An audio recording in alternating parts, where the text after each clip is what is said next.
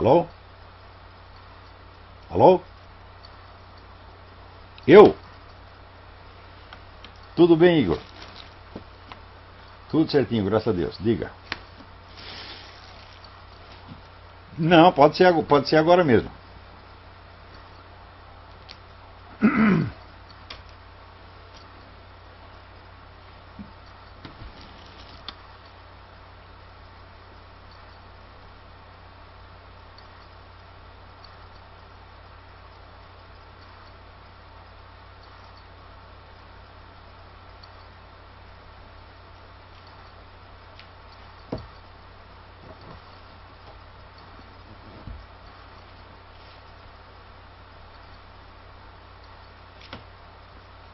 Sim, sim. Eu fiz duas, porque anteontem saiu outra, né, que eu publiquei só no Mídia Sem Máscara. Dá uma olhada, o título é Ódio faz mal à saúde.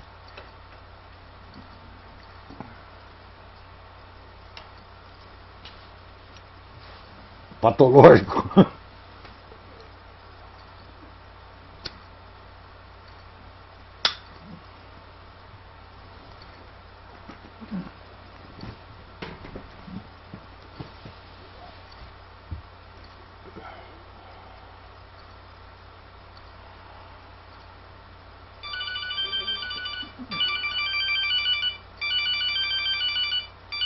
Espera um pouquinho que está vendo uma outra ligação. Um minutinho só. Alô? Boa tarde. É ele. Tudo bem? Você poderia me ligar daqui 20 minutos ou meia hora, que eu estou dando uma entrevista agora na outra linha? Então, meia hora, tá bom? Obrigado, obrigado. Sim, podemos continuar.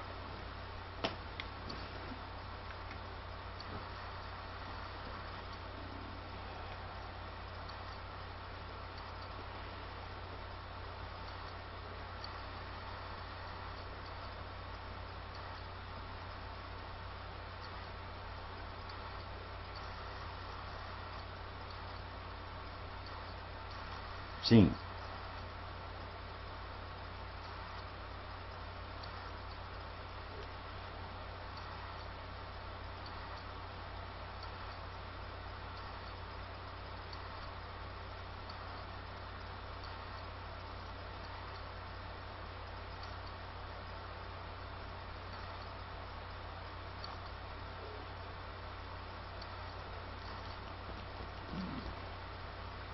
Bom, vamos começar pelo seguinte. Se você perguntar o que é uma democracia, você vai ver que é impossível você definir a democracia só por traços jurídicos formais, como eleições livres, judiciário independente, etc, etc. Isso aí não basta. Substantivamente, materialmente falando, a democracia se caracteriza, desde que ela surge no começo do século XIX, por ser uma espécie de confronto, uma tensão e um equilíbrio, quer dizer, um equilíbrio tensional entre uma esquerda e uma direita. Sempre foi assim. Né? Você vê, em todo lugar você tem sempre a tendência, vamos dizer, para as políticas mais centralizadoras, mais estatizantes, que colocam o ideal igualitário acima de outras considerações. E, por outro lado, você tem, vamos dizer, uma resistência conservadora, uma direita, que privilegia os direitos individuais contra vamos dizer, as atitudes invasivas do Estado. Isso é universal e é isso que realmente marca a democracia. Quer dizer, não basta ter os elementos jurídicos formais, é preciso ter os elementos substanciais. Entende? Os elementos substanciais são o confronto permanente de duas ideologias, das quais nenhuma pode sair totalmente vitoriosa jamais. Quer dizer, que é este equilíbrio que marca, não é um equilíbrio estático, é uma tensão, quer dizer, um sobe e outro desce. De modo que, vamos dizer, o rodízio das duas no poder acaba sendo em benefício de todos, porque nunca nenhuma tem razão completamente. Então, o que uma faz quando está no governo pode ser compensado pela outra quando sobe por sua vez. Ora, então isso é o que marca, historicamente, o que nós podemos chamar de normalidade democrática. Você vê que isso se observa, por exemplo, as democracias mais antigas são a Inglaterra e os Estados Unidos. Nos países escandinavos, vários deles já se constituíram como democracias no fim do século XIX.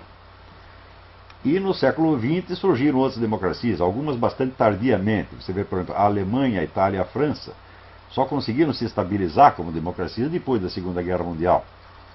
Né?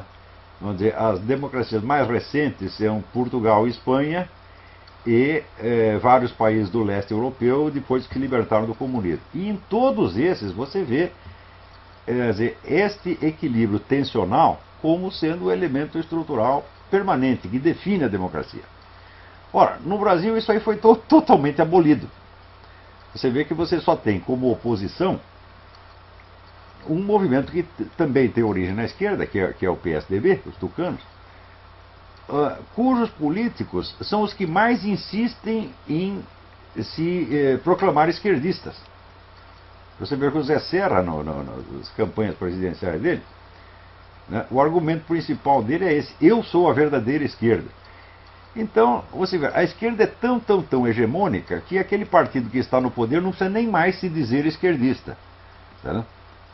E o que vamos dizer, o que se afirma como esquerdista é até a oposição. Então você tem, vamos dizer, por assim dizer, a esquerda da esquerda e a direita da esquerda. Outra coisa anormal, você vê que nas democracias normais, saudáveis, você sempre tem os movimentos extremistas, que ficam, assim, por assim dizer, na fronteira, né, do normal e do patológico, na fronteira entre a política e o crime. Então, você tem os movimentos revolucionários de direita e de esquerda que querem romper o equilíbrio e estabelecer a dominação total, quer dizer, não aceita a existência do adversário. Né? Note bem, o que caracteriza o extremismo não é tanto o uso da violência, porque tanto o pessoal da extrema direita quanto da extrema esquerda aceitam usar meios pacíficos quando possível. O que caracteriza eles não é a violência, mas a índole totalitária, quer dizer, o desejo de eliminação completa da oposição. Não necessariamente por meios violentos, quer dizer, você não vai sair matando pessoas se você não precisa fazer isso. Né?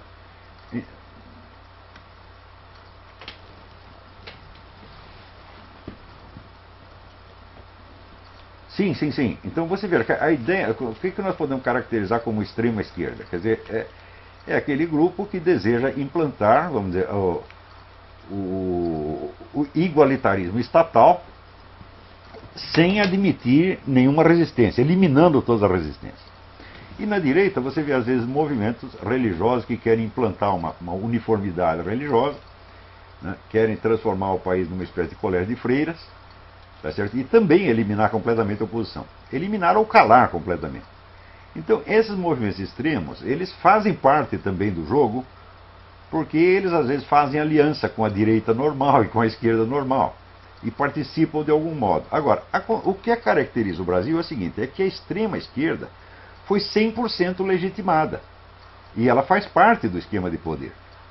O pessoal do MST, CUT, PSOL, tudo isso é extrema esquerda, evidentemente. Mas, inclusive, não se pode esquecer jamais que o PT, que é o partido governante, tem um compromisso escrito de solidariedade com as Farc. Quer dizer, você vê, quando se fala de aliança PT-Farc, o pessoal faz muita confusão. Porque só entende que existe uma aliança se houver uma colaboração financeira. Isso é absolutamente falso. A colaboração política, sem dúvida, existe, está documentada. Está documentado num acordo que foi assinado pela totalidade dos membros do Foro de São Paulo, em 2001, hipotecando solidariedade total às Farc e acusando o governo colombiano de terrorismo do Estado. Então, existe uma troca de favores, evidentemente. Você vê que o tratamento preferencial que o governo brasileiro dá a esse pessoal das Farc, né, Oliveira Medina e outros, caracteriza que existe um acordo político. Né? Então, dizer que não existe aliança PT-Farc é balela. Só o que não se comprovou foi uma colaboração financeira, mas isso é irrelevante porque os lucros políticos da colaboração são enormes. Então,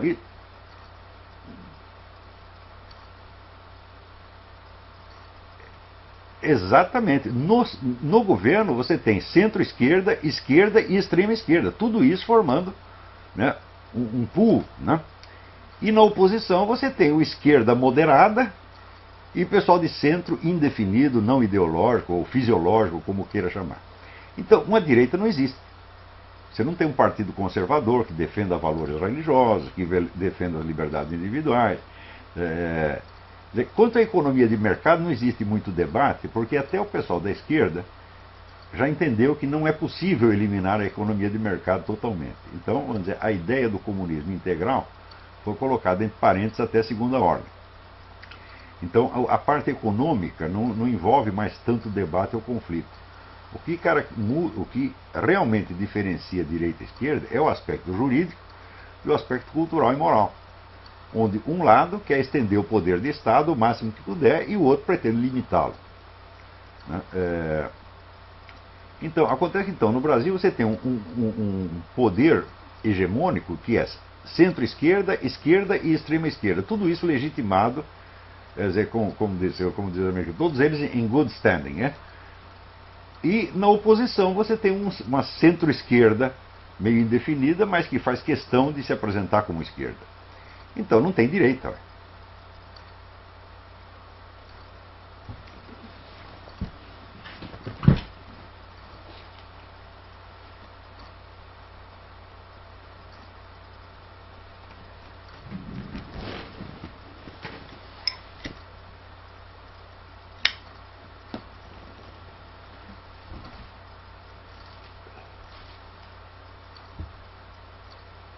Não, porque, primeiro, é um erro monumental acreditar que a ditadura brasileira foi de direita. Ela foi de direita até o advento do governo Geisel. Você não pode esquecer que o governo Geisel, quer dizer, ele fez uma política estatista, criou estatais para caramba, um monte de cabide de emprego para comunista, encheu de comunista no Ministério das Relações Exteriores e ajudou Cuba a invadir Angola e matar um bocado de gente lá. Quer dizer, era uma política que nós podemos chamar nascerista. Não é isso? Quem percebeu isso muito bem, na época, foi o Glauber Rocha. Glauber Rocha escreveu uma série de artigos apoiando o Geisel e dizendo que o pessoal da esquerda era burro de não perceber a simpatia do Geisel pela esquerda. Né? Então, digamos, o regime militar foi de direita até o Médici.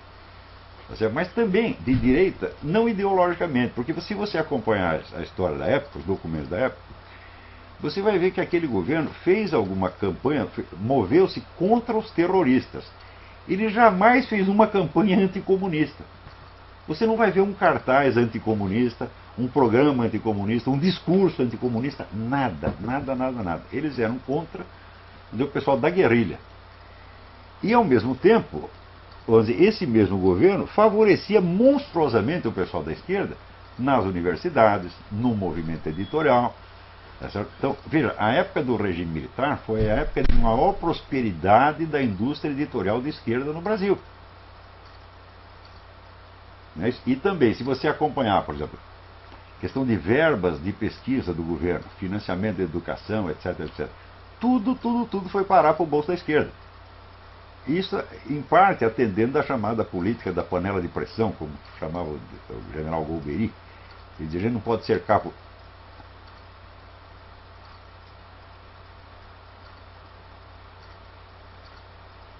Exatamente.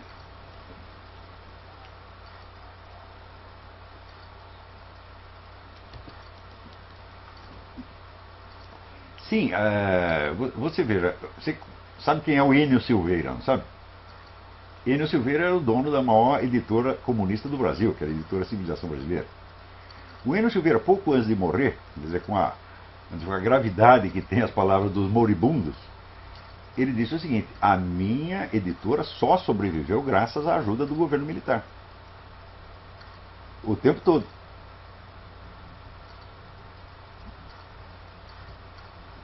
Mesmíssima coisa. Você verá que durante todo esse período, você tinha lá as novelas da Globo.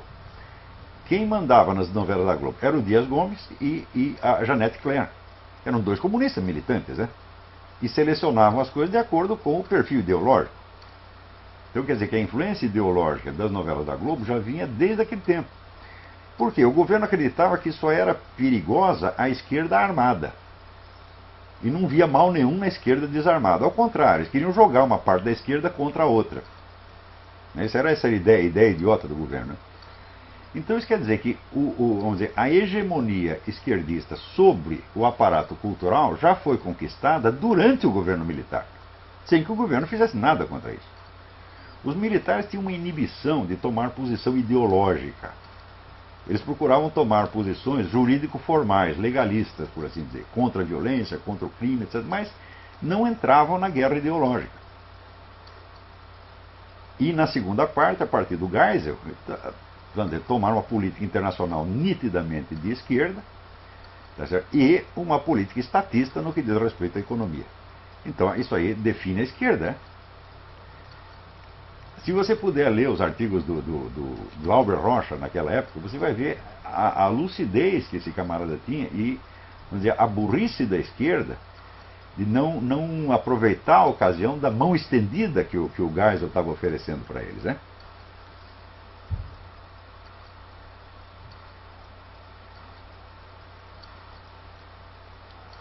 Ou seja, o governo militar ajudou a liquidar a direita.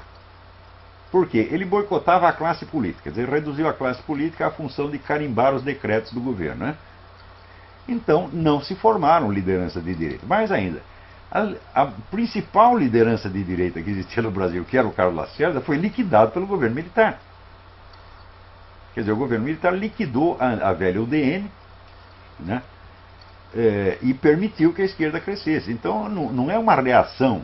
A esquerda está continuando um processo de crescimento que ela começou dentro do regime militar e, a partir de um certo ponto, com a ajuda do próprio governo militar. Né? Também nós não podemos esquecer, vamos dizer que toda a imagem que o pessoal faz do governo militar hoje é monstruosamente exagerada. Porque no Brasil, afinal de contas, morreram o quê? Morreram 300 comunistas, enquanto do outro lado morriam 200 pessoas. Quer dizer, não é um desequilíbrio tão grande assim. Isso aí não se compara com o que aconteceu em Cuba, com o que aconteceu na China, na União Soviética. É absolutamente ridículo, né? Quer dizer, enquanto aqui matavam 300 terroristas, na China mataram 70 milhões de civis desarmados. Não é a mesma coisa.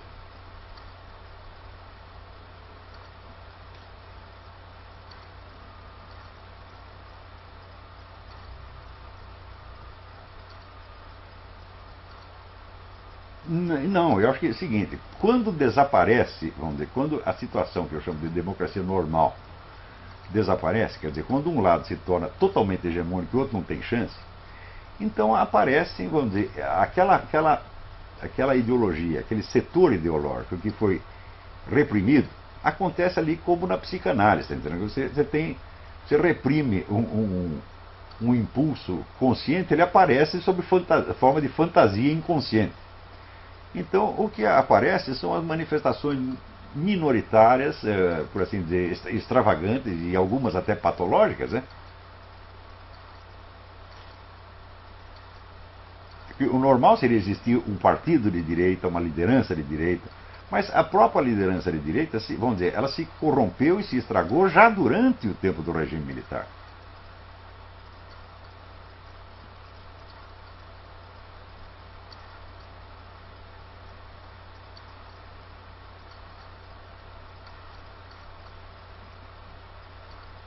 Não, existem elementos de direita lá dentro, como existem até dentro do PSDB, tá certo? Mas no conjunto, esses partidos não são de direita de maneira alguma. Olha, a direita, vamos dizer, ela se define pelas seguintes coisas. Primeiro, economia de mercado. Segundo, moral religiosa tradicional. Né? Terceiro, lei e ordem. E quarto, vamos dizer, a educação clássica, que forma, vamos dizer, a elite dos dois partidos, das duas facções, né? Então, são esses elementos que... Como é? Eu não entendi. Quer dizer que não... Não. Não, não. Quando eu digo educação clássica, é para diferenciar do sistema de educação que foi adotado no Brasil há 30 ou 20 anos atrás, que é praticamente educação só em cultura pop. Você está entendendo? Por exemplo, o pessoal, em vez de ler Camões, fica lendo Chico Buarque de Holanda ou Caetano Veloso, esse tipo de coisa. Né? Com resultados que a gente observa nos testes internacionais, onde os alunos brasileiros sempre tiram os últimos lugares. Só não tira mais baixo ainda porque não existe um lugar depois do último, tá, né?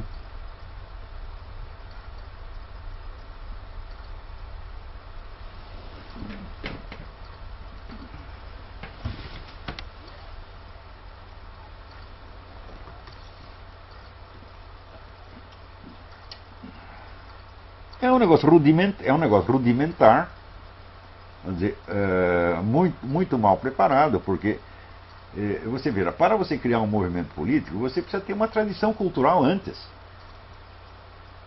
Você veja que o próprio socialismo, muito antes dele se constituir como um movimento político, ele existia como tradição intelectual, já desde o século XVIII, pelo menos.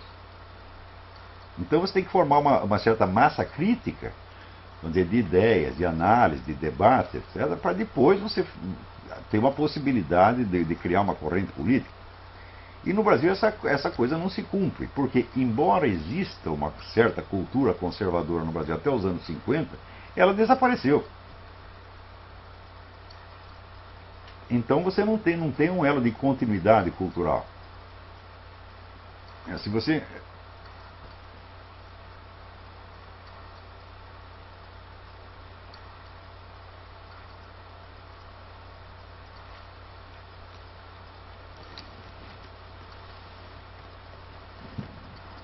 Sim, mas esse é o paradoxo da situação brasileira. A maioria do povo brasileiro é acentuadamente conservador. Entendeu? E não tem um canal político que a represente. E também não tem, vamos dizer, uma expressão intelectual que a represente. Você vê que até os anos 50, até 60 mais ou menos, você tinha grandes escritores conservadores no Brasil. O Manuel Bandeira era um conservador, não é isso? O filósofo mineiro, João Camilo de Oliveira Torres, que escreveu obras-primas sobre a política nacional, o próprio Gustavo Corsão, quer dizer, você tinha um pensamento conservador que tinha uma presença pública.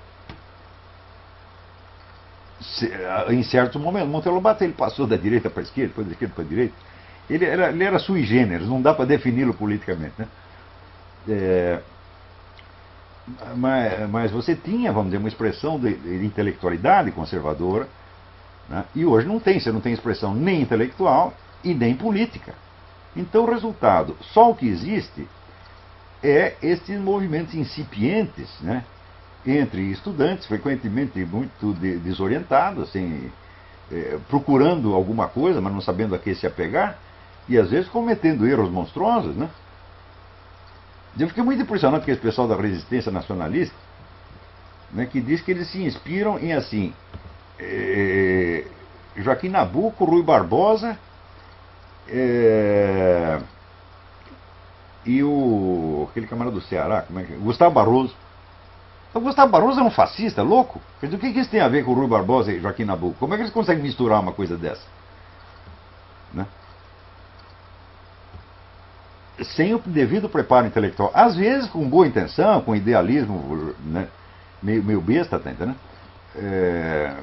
Mas são expressões deformadas, são expressões... são sintomas da patologia, você está entendendo? Quer dizer, aquilo que não tem uma expressão, vamos dizer, legítima, uma presença social admitida, respeitada, acaba aparecendo no subsolo, você está entendendo? Exatamente como um complexo psicanalítico, né?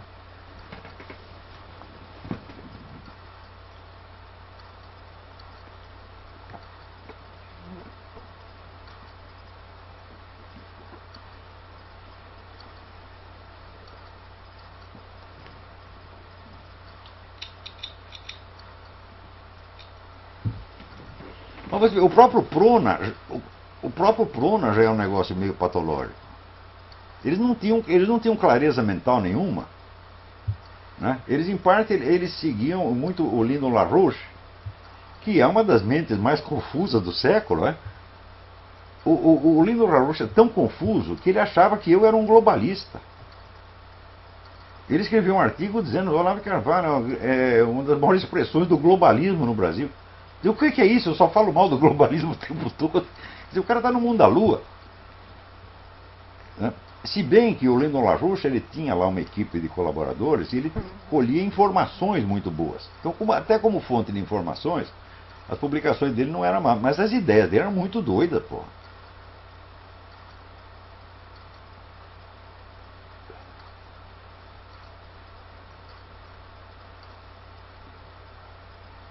Não, não, eu acho muito difícil. Eu acho muito difícil. Vamos dizer, eu acho que é necessário haver uma direita, como é necessário haver uma esquerda. Eu acabei de dizer, a democracia se define pela coexistência tensional dessas duas ideologias. Né? Se uma delas é eliminada, acabou a democracia mesmo. Né? Então daí surgem as manifestações, como você usou a palavra, boa palavra, excêntrico, porque nem sempre é patológico, mas é excêntrico. Né?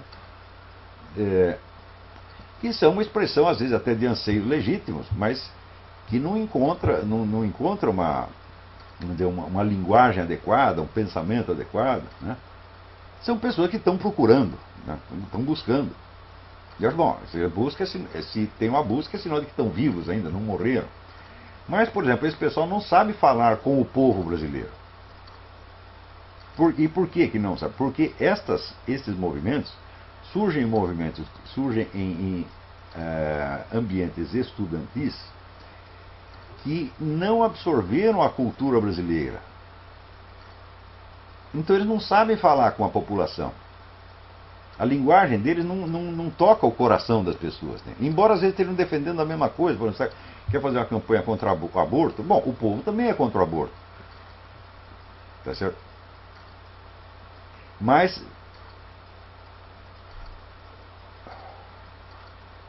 pois é, mas só sabe falar com a população para fins eleitorais. Porque, na verdade, o pessoal, vamos dizer, o povo brasileiro continua conservador. Então, mas se é conservador, por que vota nos candidatos de esquerda? Por um motivo simples. Só tem candidatos de esquerda. Não há candidatos de direita que digam aquilo que o povo gostaria de ouvir. Quando dizem, é porque são pessoas excêntricas. Por exemplo, Bolsonaro é um excêntrico, ninguém pode negar. Então, diz a coisa numa linguagem que soa mal, você está entendendo?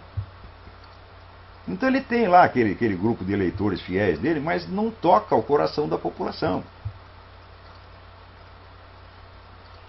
Embora esteja dizendo coisas que coincidem, pelo menos em parte, com os sentimentos da população. Mas não tem a linguagem correta, porque a linguagem da política depende de uma tradição intelectual, você está entendendo?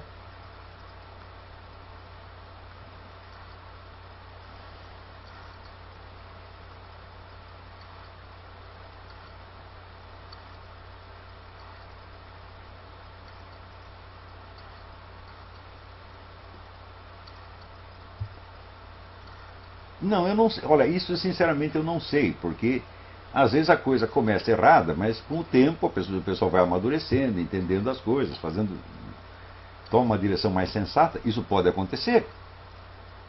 Tá certo? Então eu acho até um sintoma saudável de que exista alguma reação. Tá certo? Mas politicamente isso não vai dar nada, não vai ter resultado algum. Porque falta, vamos dizer, a retaguarda deixa eu te dar um exemplo. Quando teve o golpe de 64, o que a esquerda fez? Reagiu na mesma hora? Não, ela se recolheu e começou um intenso debate intelectual para vamos dizer, refazer a sua visão do mundo e planejar outra estratégia. Você acompanha isso, por exemplo, houve duas revistas que surgiram na época, as duas fundadas pelo Enio Silveira, que refletiam esse debate, que era a Revista Civilização Brasileira e uma outra revista chamada Paz e Terra. Se você vê a intensidade e a qualidade do debate intelectual dentro da esquerda na época, eu digo, olha, se o pessoal quer fazer uma direita, eles têm que começar assim. Você começa com... Olha, é aquela regra do Hugo von Hofmannsthal, né, o poeta austríaco, quer dizer, nada está na política de um país que primeiro não esteja na sua literatura. Quer dizer, a esquerda começou o seu reexame intelectual em 1964 e foi chegar ao poder 40 anos depois.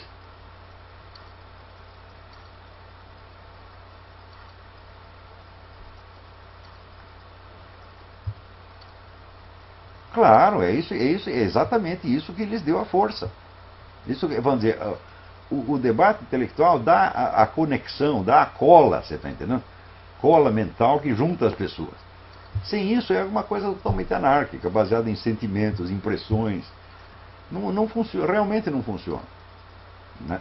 Não funciona, mas o fato de existir esses movimentos mostra uma insatisfação. Quer dizer, o pessoal está sentindo que o povo está insatisfeito. O povo não quer, vamos dizer, por exemplo, um império gay que fecha as igrejas. Você está entendendo?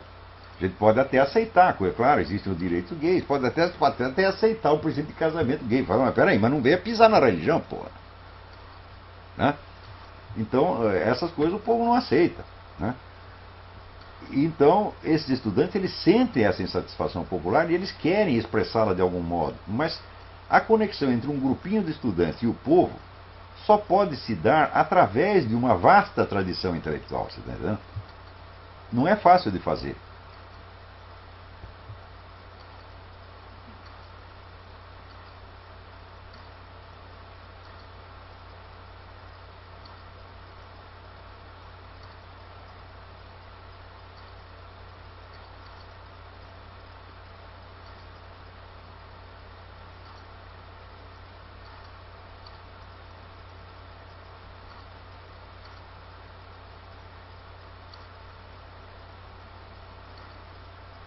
Eu fui durante os 2 anos, mas eu era peixe pequeno, eu era o último, né? Eu estava na rabeira da cadeia alimentar, você entendeu?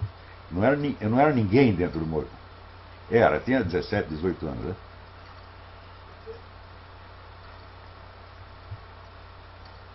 Ora, a minha desilusão com a esquerda foi repentina e foi de ordem moral, não foi de ordem política. É porque eu vi como eles... o pessoal do partido, né? Como tratou um sujeito, partidão, Não era bem o partidão, porque era a ala Marighella, né? Que já estava meio rompida com o Prestes. E eu vi como eles trataram um sujeito do qual eles criaram uma desconfiança com relação ao camarada e simplesmente o excluíram do meio social, o excluíram da profissão jornalística. Eu falei, pô, mas o que é isso? Vocês são piores que os milicos, pô. Vocês ficam falando de exclusão, mas olha, quando vocês decidem excluir, vocês excluem para valer. Né? Era um camarada que tinha 20 anos de jornalismo nas costas e sumiram com o cara do meio jornalista. Não deixavam nem entrar nas redações.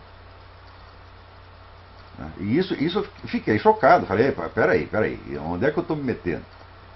E foi aí que eu realmente fui estudar o marxismo a partir daí. Fiquei 8 anos estudando marxismo, né? E praticamente só li autores marxistas naquela época. E daí eu fiquei muito confuso. Eu falei, quer saber? Eu não vou ter atividade política nenhuma, eu vou para casa estudar e quando eu entender alguma coisa eu digo o que eu entendi. E note que eu só comecei a escrever artigos opinativos na imprensa, embora continuasse trabalhando na imprensa, fazia cargos técnicos, copydesk, secretário de redação, essa coisa toda, mas não opinava. Comecei a opinar com 48 anos de idade, quando publiquei o Imbecil Coletivo.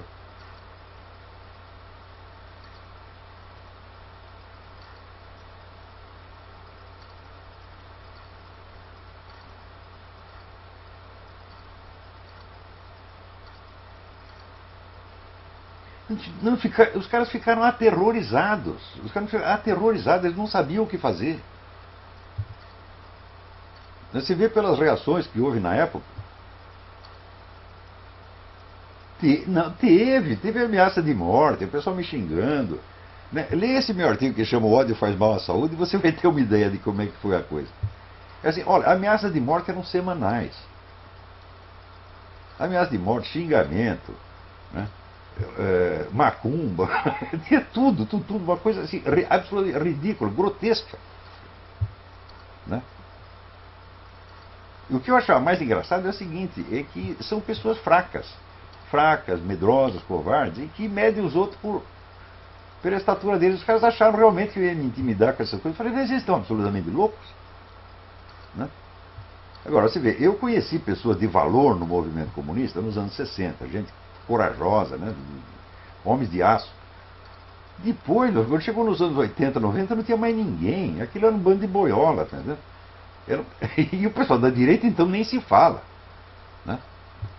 Então, quer dizer, o padrão de, vamos dizer, de coragem, de valor humano, baixou muito no Brasil. Muito, muito, muito. Né?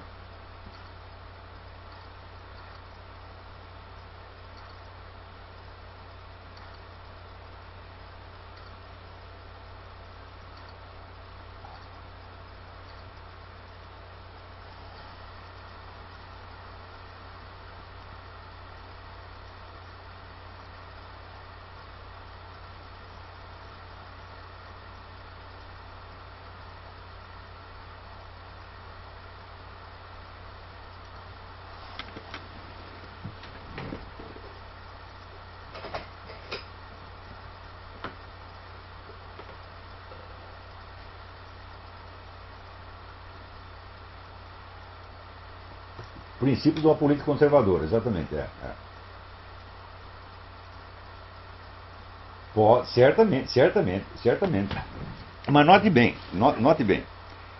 Quando eu faço esse programa, eu não estou dizendo que esse programa deve imperar sobre a sociedade inteira. Isso deve ser os princípios de um partido conservador, de uma política conservadora. Mas tem que existir uma política de esquerda também. Isso é absolutamente necessário, está entendendo? Você pega, o que seria a Inglaterra se não tivesse Partido Trabalhista e Conservador? O que seria os Estados Unidos se não tivesse Democrata e Republicano? Né?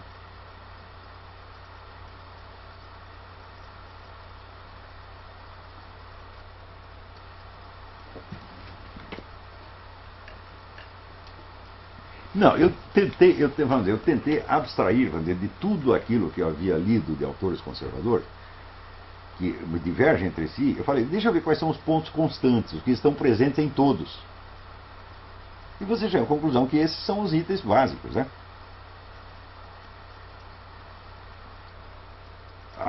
São muitos. Olha, certamente Edmund Burke, Jacob Burckhardt, o Ernest Kantorowicz. Esse Kantorowicz que era com C, Ernest Kantorowicz, K-A-N-T-O-R-I-V-I-C-Z.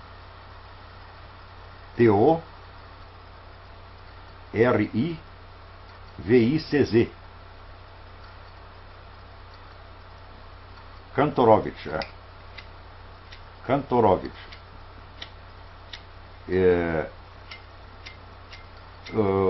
Mais recentemente o William Buckley, o Russell Kirk. Na França, Georges Bernanos foi importantíssimo. Né? Georges Bernanos, B-E-R-N-A-N-O-S,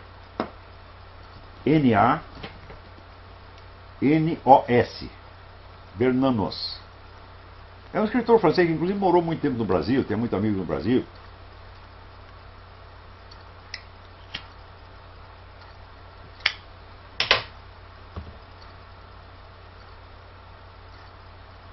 Então, mas olha, eu citei alguns, mas vamos dizer, para fazer essa abstração eu li dezenas de autores. Né? Então, isso quer dizer que esses pontos tem um não concorda com um, outro não concorda com o outro, mas no conjunto é isso aí que sobra.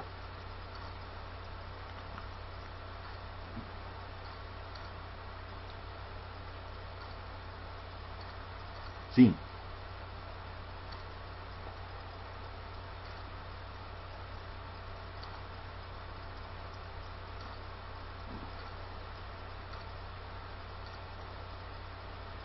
Bom, a gente tem também esta ONG que nós montamos, que se chama Inter-American Institute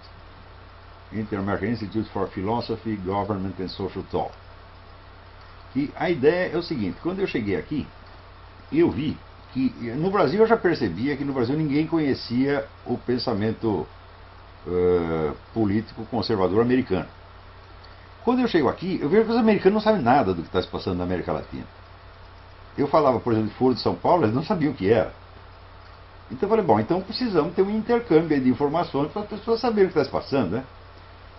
E o intercâmbio de informações não pode ser feito diretamente na mídia, mas tem que ser entre intelectuais, entre eruditos, scholars, né? Então a ideia foi esta. E está funcionando muito bem.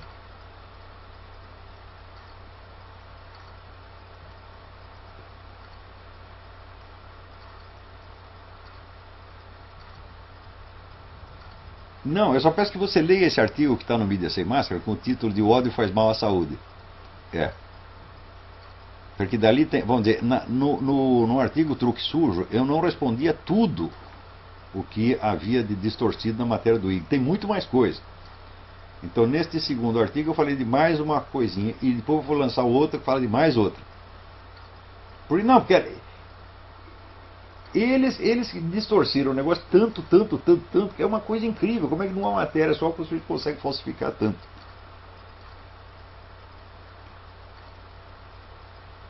É que foi terrível, né?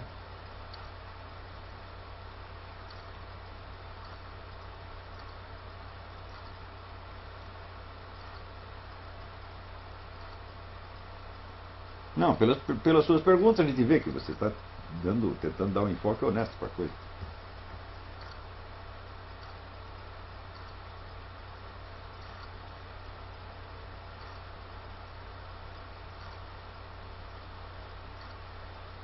Mas você não pensa que no Brasil é só pessoal da esquerda que desce o cacete em mim, não. Tem muita gente conservador católico, evangélico, que fala coisas medonhas. Né? Mas ontem me chegou uma de um professor da USP dizendo que eu sou um agente secreto muçulmano, que eu quero islamizar o Brasil. Está absolutamente louco. Né? Outro que dizia que eu era maçom. Falei, meu Deus do céu, eu estou falando, não pertenço a sociedade nenhuma, eu pertenço ao Inter-American Institute, é a única instituição que eu pertenço. Né?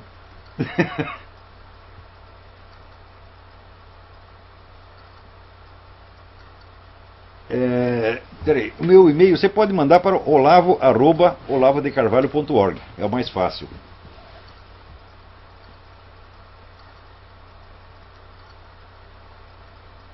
Ah, perfeito. Tá muito bem. Obrigado. Acho que a minha esposa tem o seu e-mail, não tem? Ah, tá bem, tá bem. Olha, se você quiser quando você acabar de redigir a matéria, para eu ver se falta alguma coisa, então, se você quiser me mandar, seria bom.